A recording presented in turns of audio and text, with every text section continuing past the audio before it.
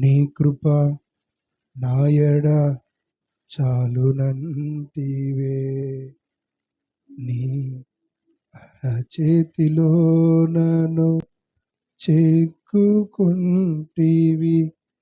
నాకేమి కొదువా. నీ అరచేతిలో నన్ను చెక్కుకుంటివి, నాకేమి కొదువా. ఈ స్తుతి మహిమలు నీకు అర్పించెదను జీవితాంతము.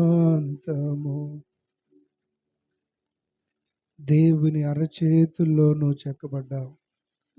నా ప్రాణమా, ఎందుకు భయపడతావు? ఆయన అరచేతుల్లో నిన్ను చెక్కుకొని తన కనులతో ఎల్లప్పుడూ నిన్ను చూసుకుంటున్నాడు. తండ్రి నీకు స్తోత్రాలు, తండ్రి నీకు స్తోత్రాలు, తండ్రి నీ కృతజ్ఞతలు. హల్లెలూయా, హల్లెలూయా.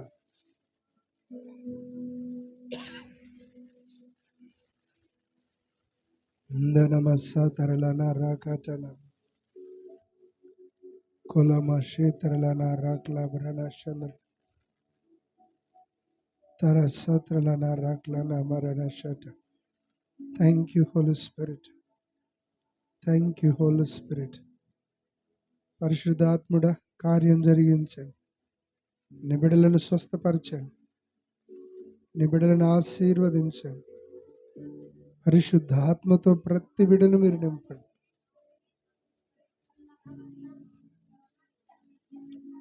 Yes Lord, yes Lord, yes Lord, yes Lord, yes Lord, yes lord.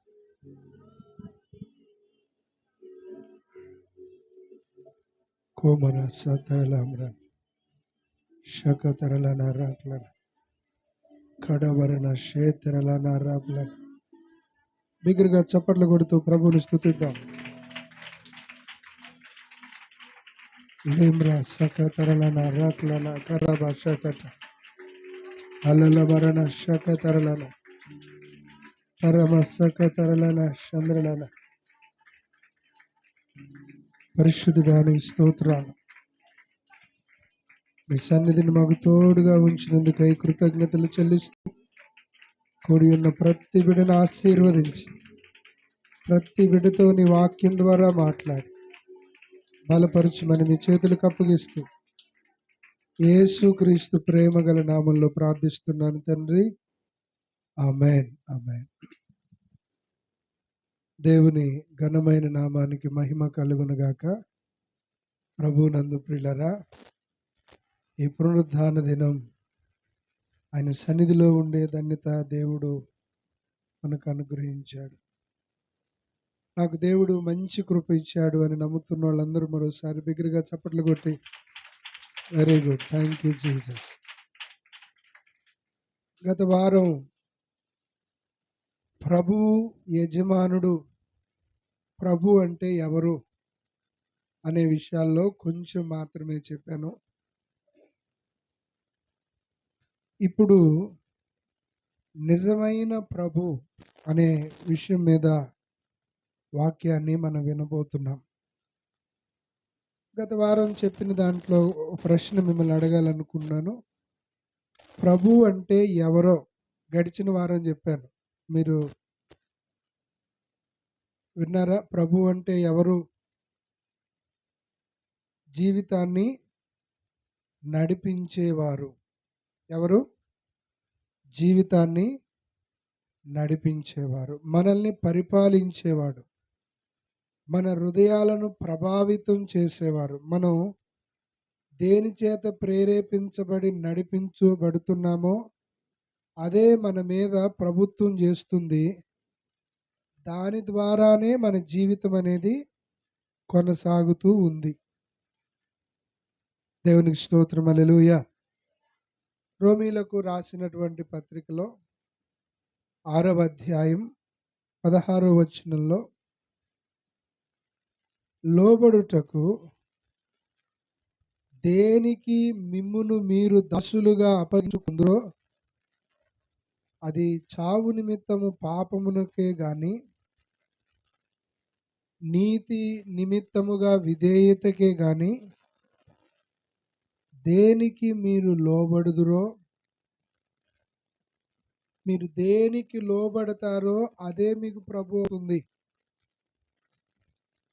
మన జీవితామో అదే మన ప్రభువై మన జీవితాలను నడిపిస్తూ ఉంది.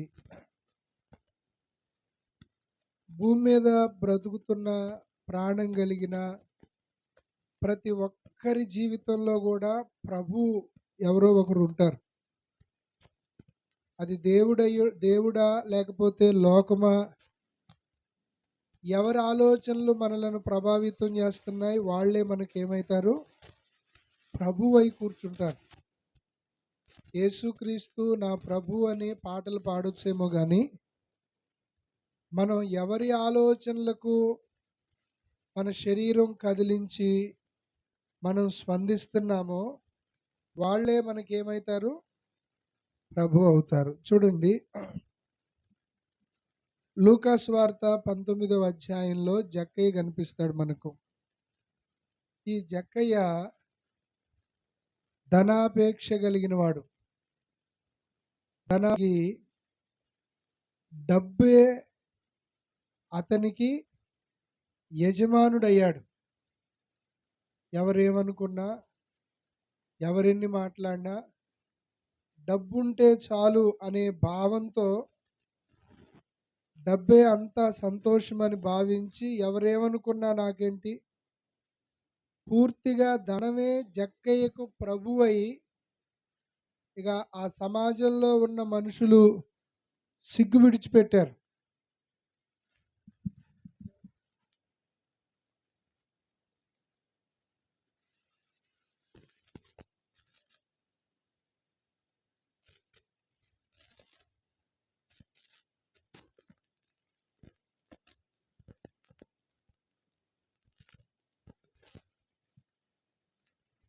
జక్కయ్య జీవితాన్ని ఉదయం లేచిన దగ్గర నుంచి సాయంత్రం పడుకునే వరకు జక్కయ్య మనసు నిండా ఆలోచనలు, జక్కయ్య హృదయం నిండా ఉద్దేశాలు. చెప్పండి, దేనికోసం? డబ్బే. అతన్ని డబ్బే అతనికి ప్రభు అయి ఆ డబ్బే అతన్ని ఏం చేస్తుంది, నడిపిస్తూ ఉంది. దేవునికి స్తోత్రం. హల్లెలూయా, హల్లెలూయా. నేను అడుగుతున్నాను, నిజమైన ప్రభు ఎవరో తెలియక డబ్బే ప్రభువుగా జక్కయ్య అనుమతించాడా? నిజమైన ప్రభు ఎవరో జక్కయ్యకి తెలుసు అంటారా? నిజమైన ప్రభు ఎవరో జక్కయ్య తన జీవితం ద్వారా నాకు నిజమైన ప్రభు ఉన్నాడా అని జక్కయ్య వెతుకులాడాడంటారా? ప్రభు ఎవరో తెలియక అనవసరమైన వాటికి లోబడి విలువైన జీవితాన్ని పాడు చేసుకుంటున్నాడు జక్కయ్య. అతడు కూర్చున్నా, నిలుచున్నా, పడుకున్నా, ప్రయాణంలో వెళుతున్నా తన మనసు అంతా కూడా ఏం చేయాలని, డబ్బు సంపాదించాలి అతని ఆలోచన. యోహాను సువార్తలో 4వ అధ్యాయంలో మనం చూస్తే సమరయ స్త్రీ కూడా అపవిత్రమైన శరీరాశలతో శరీరాన్ని దానికి అప్పగించి తన జీవితాన్ని పాడు చేసుకుంటుంది. వింటున్నారా? సమరయ స్త్రీ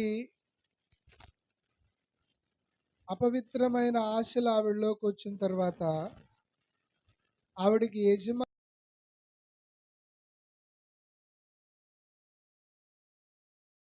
ఎవరయ్యారు? శరీరాశలు అయిపోయాయి. ఆ శరీరంలో ఆశ ఎప్పుడు కలుగుతుందో అప్పుడు బావి దగ్గరికి వెళ్ళిపోవడం, ఇక తన బ్రతుకంతా అదే భావంలో, అదే ఆలోచనలో, అదే ఉద్దేశాలతో వెళుతూ ఉంది. ప్రభు ఎవరో తెలియట్లేదు. దేవునికి స్తోత్రం. హల్లెలూయా. హల్లెలూయా. సమరయ స్త్రీ జీవితం కానీ, జక్కయ్య జీవితం కానీ మనం ఇలా గమనిస్తూ పోతే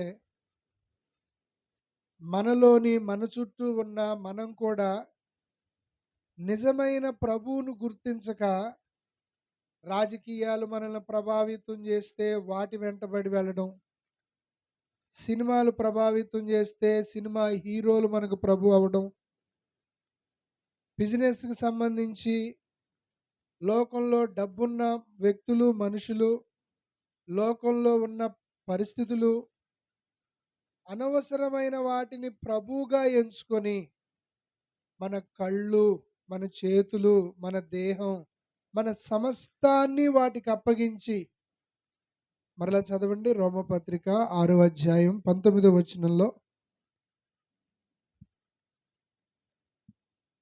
19వ వచనం. మీ శరీర బలహీనతను బట్టి మనుష్య రీతిగా మాట్లాడుచున్నాను. ఏమనగా వినండి, అక్రమము చేయుటకై అపవిత్రతకును అక్రమమునకును మీ అవయవములను దాసులుగా, వింటున్నారా?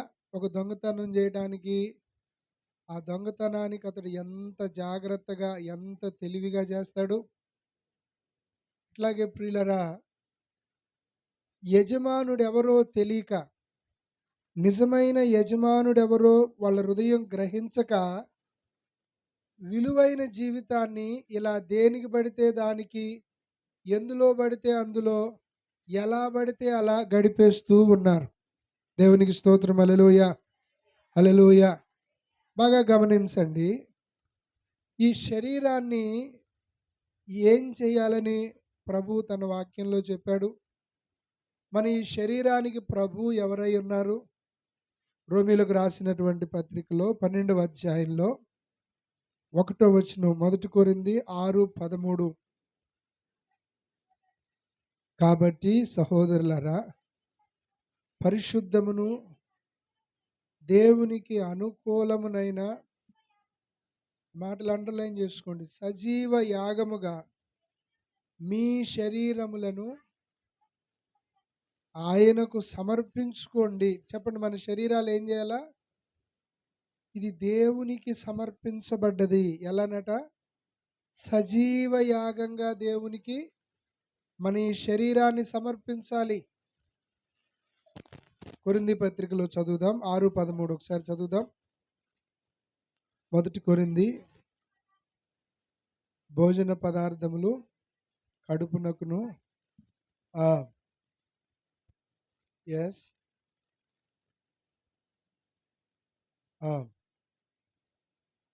దేహము జారత్వము నిమిత్తము కాదు.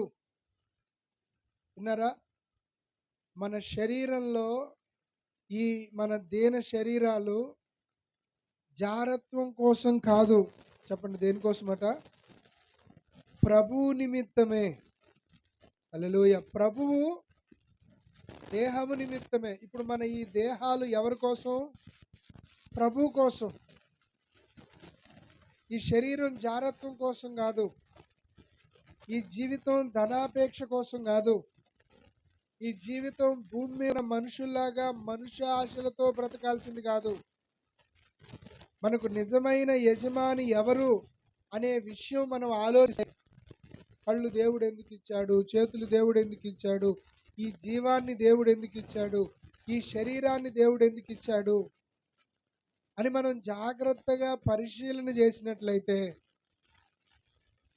నిజమైన యజమానుడిని మనం తెలుసుకోగలుగుతాం. Praise lord. హల్లెలూయా. చెప్దాం అందరం గట్టిగా, హల్లెలూయా, హల్లెలూయా. నిజమైన యజమానుడు ఎవరు అనంటే, డబ్బు మనల్ని సృష్టించలేదు, లోకం మనలను సృష్టించలేదు, శరీరాశలు మనల్ని సృష్టించలేదు, కానీ దేవుడు మనల్ని ఏం చేశాడు? సృష్టించాడు. ఆదికాండంలోకి వెళ్దాం రండి. 1వ అధ్యాయంలో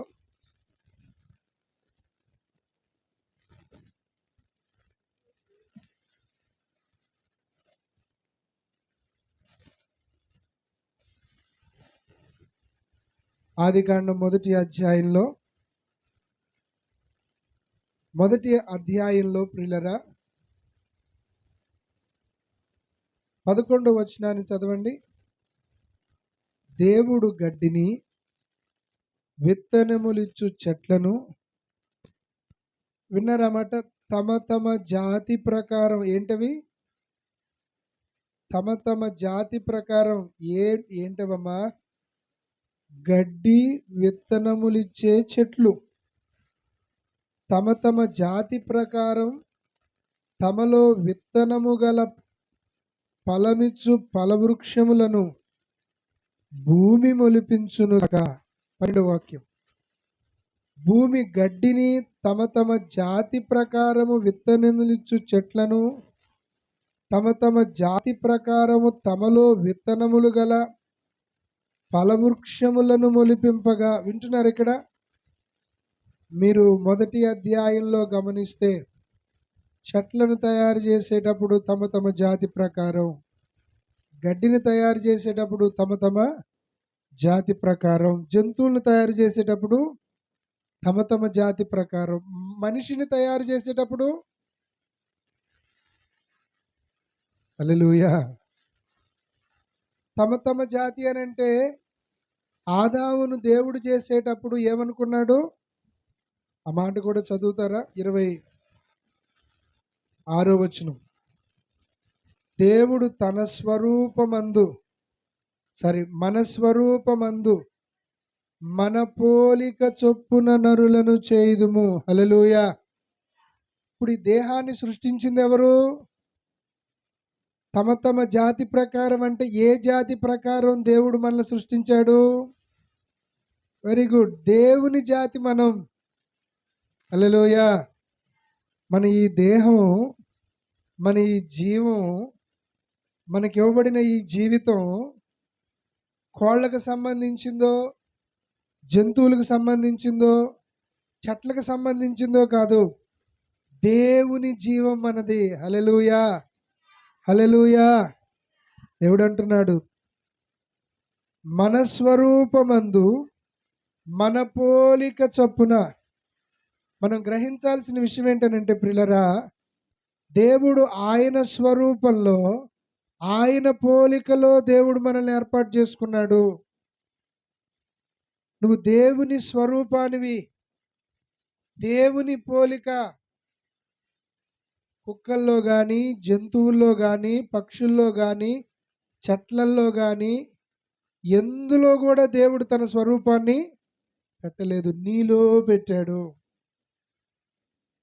మనం ఎవరనంటే దేవుని ప్రేమను పొందే, దేవుని ప్రేమ వస్తువులు మనం.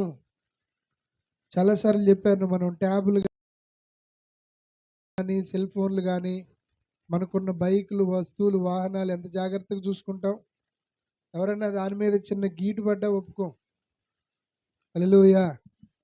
1 నెల 2 నెలలు చూస్తారు, ఆ తర్వాత అదంతా ఒకలాగా తయారైపోద్ది. వస్తువు మీద మనకి ఇంట్రెస్ట్ ఉన్నంతసేపు కూడా మనం దాన్ని ఎట్లా కాపాడుతాం? ఎంతో విలువగా, జాగ్రత్తగా కాపాడుతాం. అట్లాగే అర్థం చేసుకోండి ప్రియులరా, నువ్వెవరు అని అంటే, నిన్ను ప్రేమించే దేవుడు ఉన్నాడు. నువ్వు దేవుని జాతి ప్రకారం జన్మించావు. దేవుడు తన ఆత్మను నీలో పెట్టాడు. హల్లెలూయా. నీ యజమాని ఎవరు అని అంటే ఆయనే. దేవుడే తన పోలికలో మనల్ని సృష్టించుకొని, తన స్వభావంతో, తన స్వరూపంతో మనం బ్రతకాలనుకొని మనల్ని ఈ భూమి మీద పెడితే, ఈ జక్క ఏమో డబ్బులు పోగేస్తున్నాడు, ఈ సమరయ స్త్రీ ఏమో బాయిలమ్మడి తిరుగుతాం. నేను అంటాను, ఎందుకు వాళ్ళు అలా తిరుగుతున్నారంటే, యజమాని తెలియక, యజమాని హృదయం తెలియక. విషయంలో మొదటి అధ్యాయం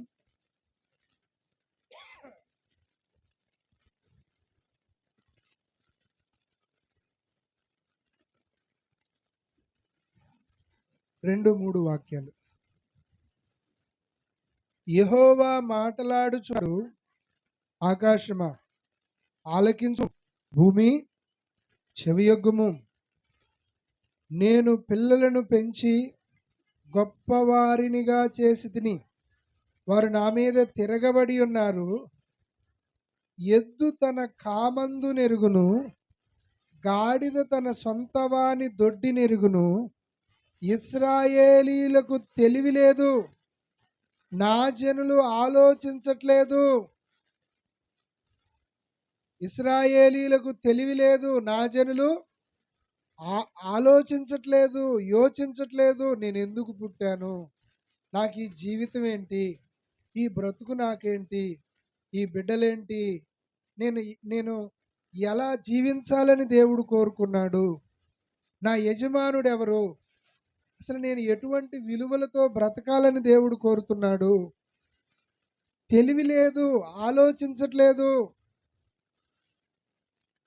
సోమరి చీమల దగ్గరికి వెళ్ళి అనంగలోనే జక్కే చీమల కాడికి పోయినాం, అంత సమకూర్చుకుంటాడు.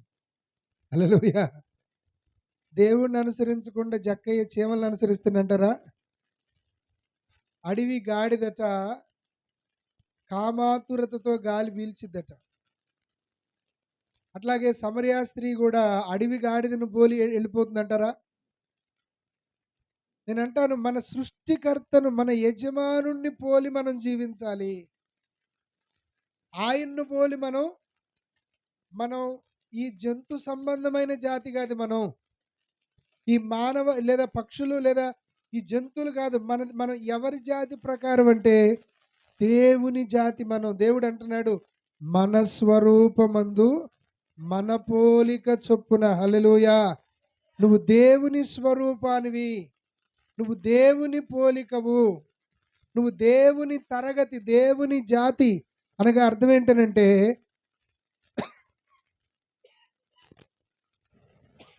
చదవండి 4:26 వచనం చదివారు, ఆది కాండంలో 27 వచనం కూడా చదువుదాం.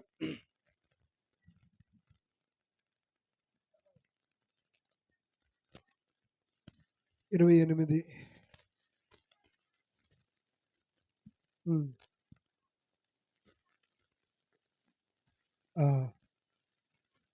Very good, very good. 26లోని, వారు సముద్రపు చేపలను, ఆకాశ పక్షులను, పశువులను, సమస్త భూమిని, భూమి మీద ప్రాకు ప్రతి జంతువును ఏలుదురుగాకని పలికెను. ఇప్పుడు దేవుడు సమస్తాన్ని ఏలుబడి చేస్తున్నారా లేదా? అట్లాగే మనం కూడా ఈ భూమి మీద దేవుని ఆత్మ కలిగి ఏం చేయాలట? ఏలుబడి చేసేవారిగా ఉండాలి. మనం బానిసలమైపోయి వాటికి లోబడిపోయి బ్రతకడం కాదు. దేవునికి స్తోత్రం. హల్లెలూయా, హల్లెలూయా. ఇంకొక 2 విషయాలు చెప్పి నేను త్వరగా క్లోజ్ చేస్తాను. ఎందుకంటే జక్కయ్య జీవితంలో నిజమైన యజమానుడు తెలియలే అతనికి. సమరియా స్త్రీ జీవితంలో కూడా నిజమైన యజమానుడు తెలియలా ఆ స్త్రీకి. అయితే లూకాసు వార్తలోకి 19వ అధ్యాయంలో జక్కయ్య వృత్తాంతం దగ్గరకు మనం వచ్చినట్లయితే, యేసుక్రీస్తు ప్రభు యెరికో పట్టణానికి వస్తున్నాడన్న వార్త విన్న తర్వాత 3వ వచనంలో, యేసు ఎవరో అని చూడగోరెను. చెప్పండి, జక్కయ్యకి ఆశ కలిగింది. అసలు యేసు ఎవరో యజమానుడు అనుకున్నాడా? అసలు ఎవరు? ఈ యేసు గురించి బాగా వినిపిస్తుంది ఈ మధ్యలో. 5 రొట్టెలు 2 చేపలు 5,000 మందికి పంచాడట, చచ్చిపోయిన లాజర్ను లేపాడట. యేసుక్రీస్తు ప్రభు కాలంలో జరిగిన అద్భుతాల గురించి జక్కయ్య విని, జక్కయ్య మనసులో వచ్చిన ఆలోచన ఏంటంటే, అసలు ఈయన ఎవరో చూద్దాం అని వచ్చేసి మేడి చెట్టు ఎక్కాడు. మనందరం ఆ విషయాలన్నీ ఎరిగిన వాళ్ళమే కనుక చదవనీయకుండా నేను మామూలుగా చెప్తాను. యేసయ్య మేడి చెట్టు కిందకు వచ్చాడు. చెట్టు మీద ఎవరున్నారు? చెట్టు కింద ఎవరున్నారు? యేసయ్య ఉన్నాడు. జక్కయ్యని యేసయ్య ఏం చేశాడు? త్వరగా దిగుము, నేడు నేను నీ ఇంట ఉండవలసి ఉన్నదని చెప్పాడు. చెప్పిన వెంటనే ఏం జరిగిందో చదువుదామా. అతడు త్వరగా దిగి సంతోషముతో ఆయన్ను చేర్చుకొనెను. హల్లెలూయా. ఎలా చేర్చుకున్నాడట? ఎలాంటి సంతోషంతో? పన్నులు ఎక్కువ వసూలైన రోజు ఉండే సంతోషం అంటారా? ఎలాంటి సంతోషం? హల్లెలూయా. చక్కటి భోజనం తిన్న సంతోషం అంటారా? విలువైన వస్త్రాలు కట్టుకొని ఆనందపడ్డ సంతోషం అంటారా? హల్లెలూయా. భార్యతో వచ్చే సంతోషం అంటారా? బిడ్డలతో వచ్చే సంతోషం అంటారా? హల్లెలూయా. ఏ సంతోషం ఇది? నిజమైన యజమాని నా జీవితంలోకి వచ్చాడు. ఓ హల్లెలూయా. ఆహా నా ధన్యత, ఓహో నా భాగ్యము, ఏమని వివరింతును.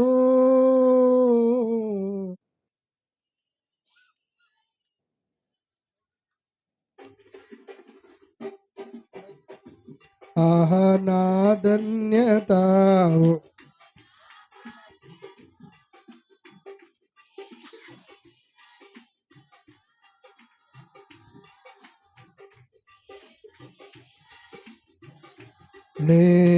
నేనెందుకని నీ సొత్తుగా మారితిని, యేసయ్యా నీ రక్తముచే కడుగబడినందున, నీ అనాది ప్రణాళికలో హర్షించెను నా హృదయ సీమా, నీ అనాది ప్రణాళికలో హర్షించెను నా హృదయ. నీలో నేనుండు, చప్పట్లు కొడుతూ సంతోషంగా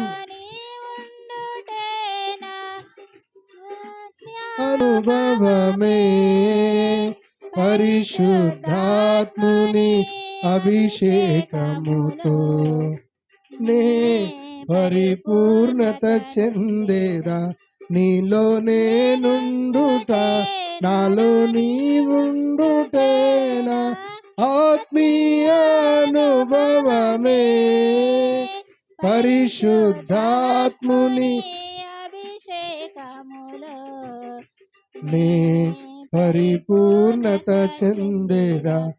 ఆహా నా ధన్యత, ఓహో నా భాగ్యము, ఏమని వివరింతును,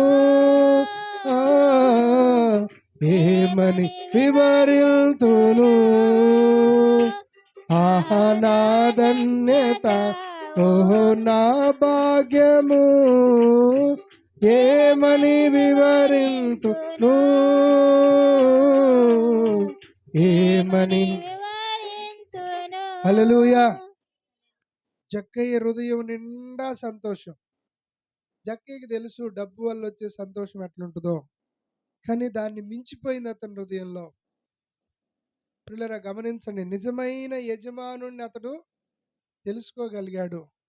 నా జీవితాన్ని ఆశీర్వాదకరంగా నడిపించగలిగిన ప్రభువుని నేను తెలుసుకున్నాను. నా జీవితాన్ని శ్రేష్టమైన రీతిలో తీసుకెళ్ళగలిగిన రక్షకుణ్ణి, ప్రభువుని నేను కలుసుకున్నాను. గొప్ప సంతోషముతో అతడు దిగి ఆయనను చేర్చుకొనెను. 7వ వచనం, అందరూ అది చూచి పాపి అయిన మనుష్యుని యొద్ద బస చేయ వెళ్ళెనని చాలా సణుక్కుంటున్నారు. హల్లెలూయా. జనాలు ఏమంటున్నారట? పాపిష్టోడు జక్కయ్య, డబ్బంటే పిచ్చోడు, ఉండి ఉండి ఇలాంటోడి ఇంటికి వెళ్ళాడేంటి యేసయ్య, అలా చేయటం యేసయ్యకి మంచిదేనా అని జనాలు సణుక్కుంటా ఉన్నప్పుడట జక్కయ్యని యేసయ్య పిలిచి, యేసయ్య జక్కయ్య ఇలా అనుకుంటున్నారేంటి జక్కయ్య నీ గురించి, నువ్వు అలాంటోడువా, నువ్వు మారాలి జక్కయ్య అని ఏమన్నా బోధ చేశాడంటారా? యేసయ్య ఏం మాట్లాడలే, జనాలు అనుకుంటున్నారు. అది జక్కయ్య చెవిలో పడ్డది. అది జక్కయ్య చెవులో పడ్డది. చెవులో పడ్డాక జక్కయ్య ఏం చేశాడు? జక్కయ్య నిలువబడి, ఇదిగో ప్రభువా, నా ఆస్తిలో సగము పేదలకు ఇస్తున్నాను. చప్పట్లు కొట్టి దేవుని స్తోత్రం చేద్దాం. హల్లెలూయా. వింటున్నారు ఈ మాట? మేడి చెట్టు ఎక్కక ముందు జక్కయ్య ఆస్తిలో కాదు, కట్టాల్సిన పన్నులో రూపాయి తగ్గినా ఒప్పుకుంటాడా? ఒప్పుకోడు. ఎందుకని? డబ్బే జక్కయ్య ప్రభు. ఎప్పుడైతే యేసయ్య జక్కయ్యని పిలిచాడో, జక్కయ్య ఇంట్లో యేసయ్య అడుగు పెట్టాడో, జక్కయ్య హృదయం అంతా దైవిక సంతోషంతో నింపబడింది. ఈ సంతోషాన్ని నేను కోల్పోకూడదు, ఈ ఆనందాన్ని నా చేతులతో జార విడుచుకోకూడదు.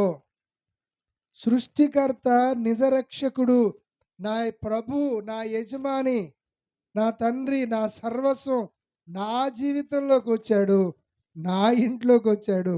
ఈయనకి ఎక్కడన్నా ఇబ్బంది కలిగిద్దేమో. హల్లెలూయా. ఇదిగో ప్రభువా, నా ఆస్తిలో సగము పేదలకు ఇచ్చుచున్నాను. నేను ఎవని యొద్దనైనను అన్యాయముగా దేనినైనను తీసుకొని ఎడల అతనికి 4 వంతులు మరలా చెల్లింతునని ప్రభువుతో చెప్పెను. గట్టిగా చప్పట్లు కొట్టి దేవుని స్తోత్రం చెల్లిద్దాం. హల్లెలూయా. నేను ఎవని యొద్దనైనా అన్యాయంగా తీసుకున్నాడేగా. జక్కయ్య గురించి మన అభిప్రాయం ఏంటి? రూపాయికి మీరు చూసారా? మనం ఊరగా నిందలేసేస్తాం. మీరేమన్నా జక్కయ్య ఇంటి పక్కన ఇల్లా మీది? చూసారా జక్కయ్య 4 రూపాయలకి 4 రూపాయలు వసూలు చేయటం? బోధకులు చెప్తా ఉంటారు, చెప్తా ఉంటే నిజమే కావచ్చు అని మీరు ఫిక్స్ అయిపోయారు. ఒకవేళ తీసుకోకపోతే జక్కయ్య ఈ మాట ఎందుకు అంటాడు? హల్లెలూయా. తీసుకున్నాడు జక్కయ్య. నా మాట బాగా అర్థం చేసుకోండి.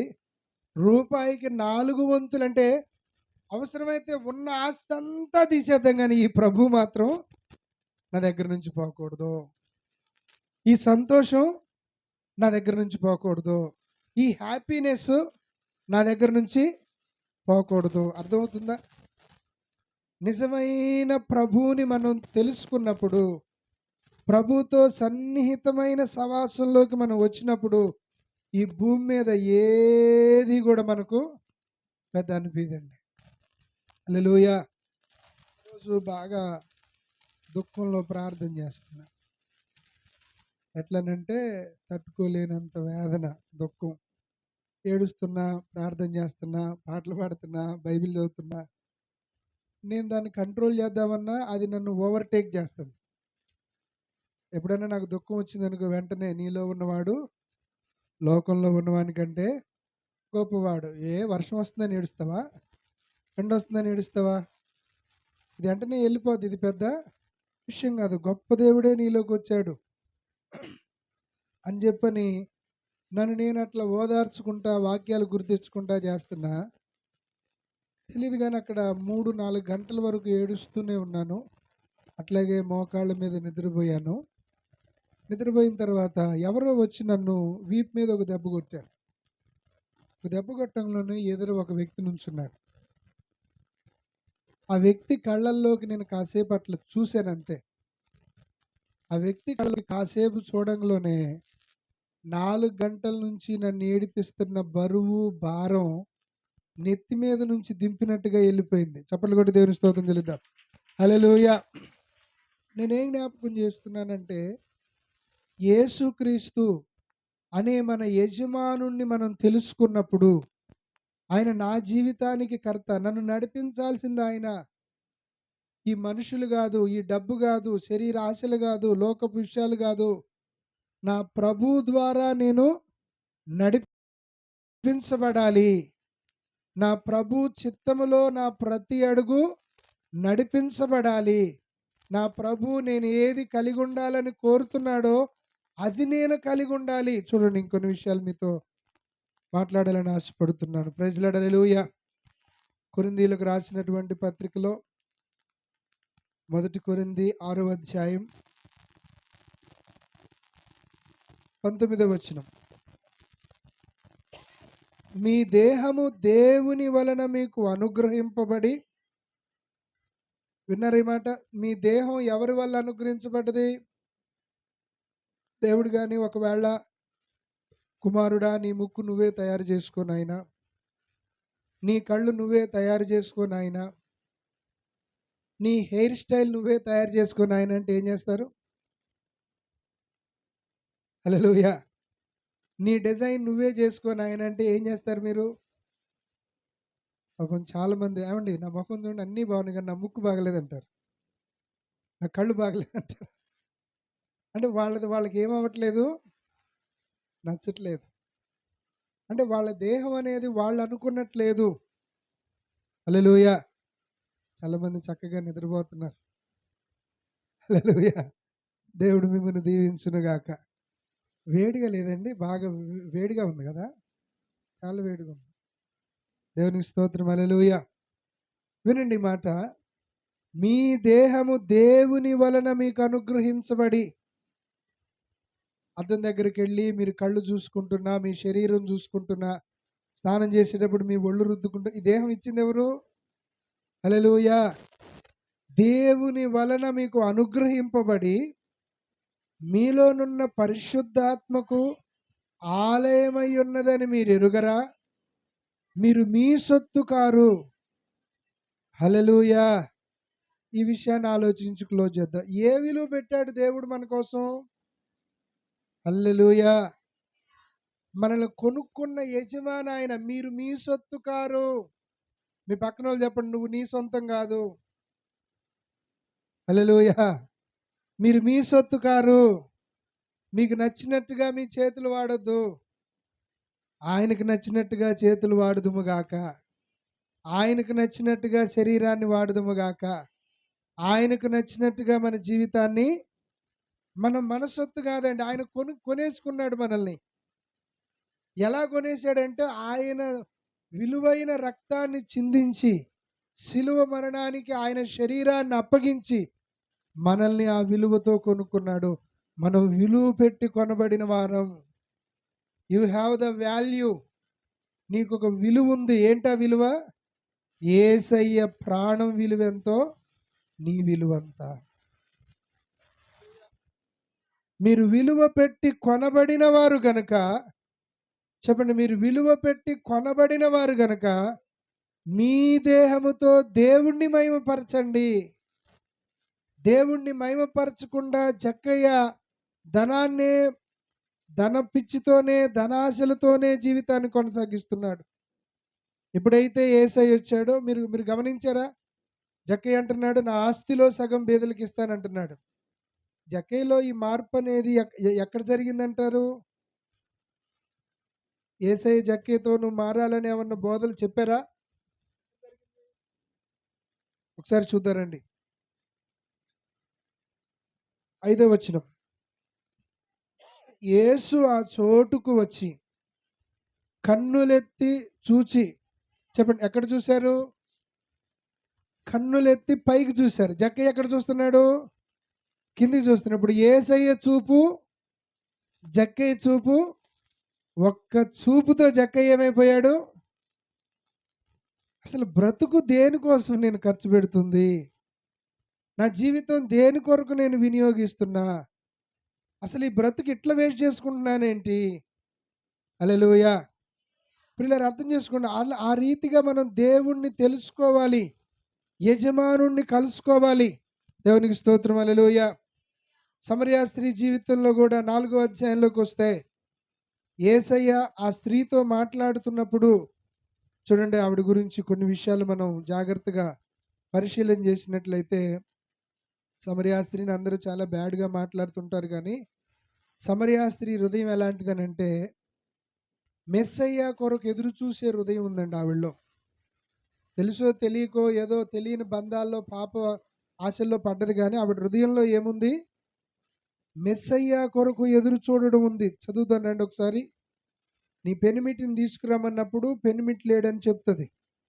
అప్పుడు 20వ వచనంలో మనం చదివినట్లయితే, అయ్యా మా పితరులు ఈ పర్వతమందు ఆరాధించిరి గాని ఆరాధించవలసిన స్థలం యెరూషలేములో ఉన్నదని మీరు చెప్పుదురని ఆయనతో అనగా యేసు ఆమెతో ఇట్లనెను, అమ్మా, ఒక కాలము వచ్చుచున్నది, ఆ కాలమందు ఈ పర్వతం మీదనైనను.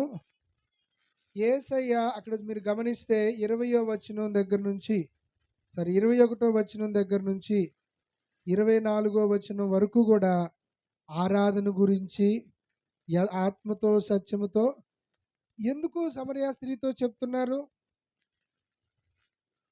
ఆవిడ చెడ్డది అనేది రెండో విషయం. ఆవిడ హృదయంలో దేవుణ్ణి మహిమపరచాలనే ఆశ ఉంది, దేవుణ్ణి ఘనపరచాలనే ఆశ ఉంది. హల్లెలూయా, దేవునికి స్తోత్రం. హల్లెలూయా.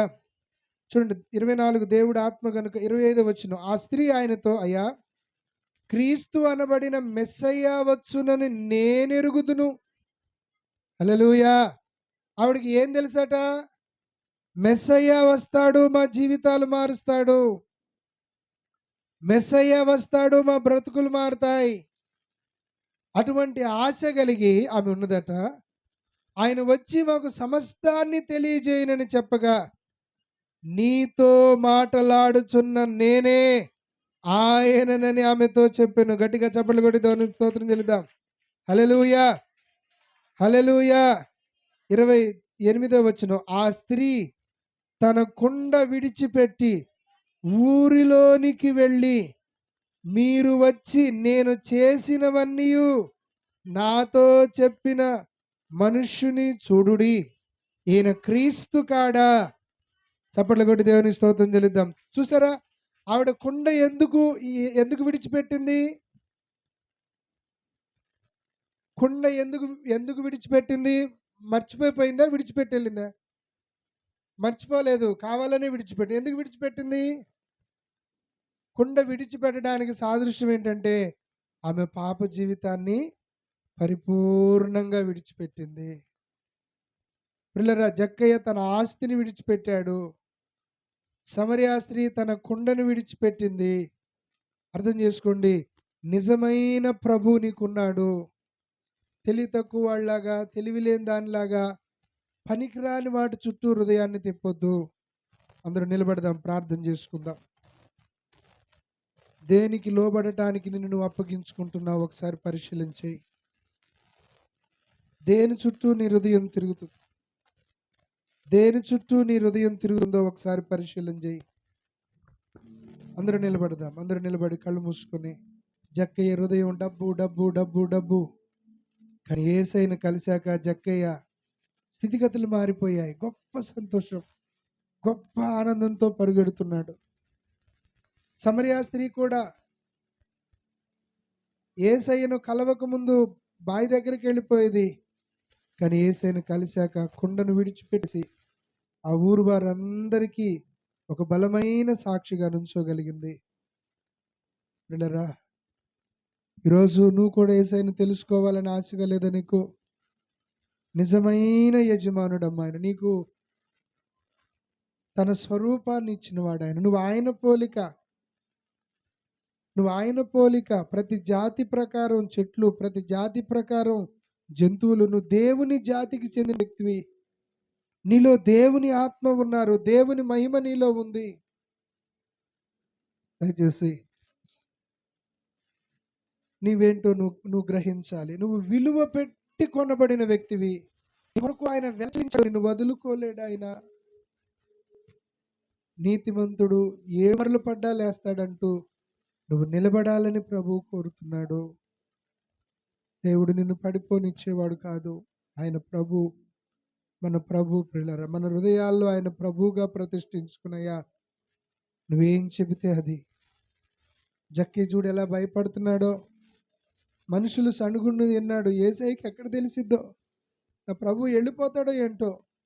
వద్దయ్యా, ఆస్తిలో సగం పేదలకి, అంతేకాదు అన్యాయానికి 4 వంతులుగా నేను చెల్లిస్తా.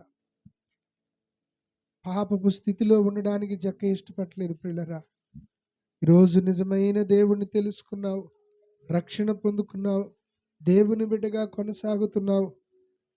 గొప్ప సంతోషము నీలో కనబడాలని, సమరయ స్త్రీ వలె నీ ఉంటున్న ప్రాంతాలకు ఒక సాక్ష్యంగా ఉండాలని నిజమైన యజమానుడు నీకున్నాడు. తల్లిదండ్రులు మర్చిపోయిన వాళ్ళు మర్చిపోరు. కన్నబిడ్డలు వదిలేసిన ఈ యజమానుడు పరమ తండ్రి నిన్ను వదిలిపెట్టడు. ఈ ప్రభు నీకు ప్రభు అయ్యుండి నిన్ను నడిపిస్తాడు. అందుకే యేసుక్రీస్తు అందరికీ ప్రభు అని వాక్యం చెప్తుంది. ప్రార్థన చేసుకుందాం. మహాగణుడు అయిన తండ్రి, విన్న ప్రతి మాట మా ప్రియుల హృదయాల్లో నూరంతలుగా ఫలించునుగాక. ఎవరైతే జక్కయ్యలాగా, సమరియా స్త్రీలాగా వాళ్ళు ఏ విషయాలకు ప్రభావితం అయిపోయి వాటినే యజమానుడిగా, వాటినే ప్రభువుగా, వాటికే వారి శరీర అవయవాలు అప్పగించి వాటికి బానిసలుగా జీవిస్తున్నారో, యేసు క్రీస్తు నామములో విడుదల కలుగునుగాక. నిజమైన యజమానుడు నీవని తెలుసుకొని శ్రేష్టమైన జీవితము జీవించుదురుగాక. మహిమకరమైన పాత్రలుగా వారి జీవితాన్ని నడిపించుకునే జ్ఞానం కలుగునుగాక. తండ్రి దీవించి మహిమ, ఘనత, ప్రభావాలు మీరు పొందుకొనుమని యేసుక్రీస్తు ప్రేమగల నామంలో ప్రార్థిస్తున్నాను పరమ తండ్రి. ఆమేన్. ఆమేన్. ఆమేన్. అందరం కానుకలు సమర్పిద్దాం. ఒక చిన్న విషయం మాట్లాడాలి. పిల్లలు గల తల్లులు, తండ్రులు, నేను మీకు ఒక విషయం చెప్పాలనుకుంటున్నా. ఏంటంటే